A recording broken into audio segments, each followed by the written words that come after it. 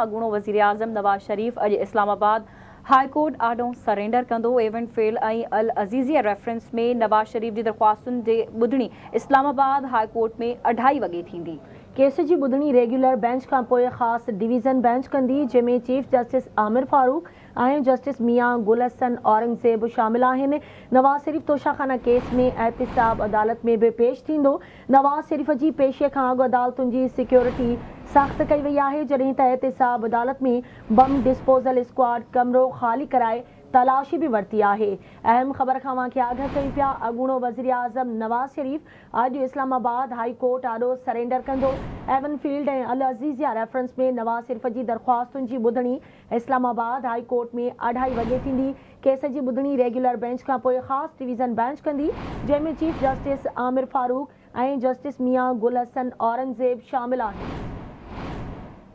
तफ़सील ॿुधाइण जे लाइ असां सां लाइन ते मौजूदु आहे इस्लामाबाद मां आवाज़ न्यूज़ जो ब्यूरो चीफ कुर्बान बलोच। जी कुर्बान,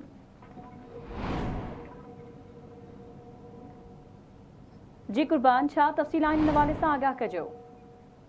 जी बिल्कुलु। अॻूणो वज़ीर आज़म नवाज़ शरीफ़ अॼु इस्लामाबाद में 2 अदालतुनि में पेश थी रहियो आहे। पहिरीं हू इंसाफ़ अदालत में पेश थींदो, जिते संदसि हिफ़ाज़त जी ज़मानत जी दरख़्वास्त में दोषी जो मामिलो आहे। अॼु इंसाफ़ अदालत संदसि हिफ़ाज़त जी ज़मानत 24 अक्टूबर ताईं कई हुई, माना अॼु उन जो मुद्दो थिए पियो। अॼु उन दोषी जे हवाले सां समाज आहे।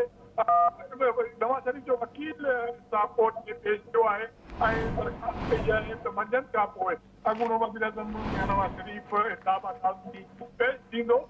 उन अदालत में पेश थियण खां पोइ नवाज़ शरीफ़ इस्लामाबाद हाई कोर्ट में पेश थींदो, जिते संदसि फील्ड ऐं जेको केस में जेका सज़ा कई आहे मुअतली ख़िलाफ़ दरख़्वास्तुनि जी सुनवाई आहे, उन में पेश थियणो आहे। ॿुधायो पियो वञे त मियां नवाज़ शरीफ़ तक़रीबन 30 सितारे हाई कोर्ट में पेश थींदो पहुचंदो।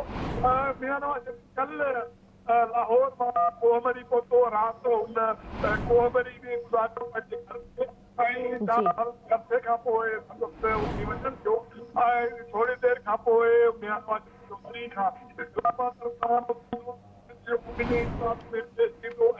इन हवाले सां जेका पेश थींदी अदालती फ़ैसिलनि जी रोशनी में उहो मामिलो साम्हूं अची। ठीकु आहे, मुंहिंजी वॾी महिरबानी कुर्बान बलोच अपडेट करण लाइ।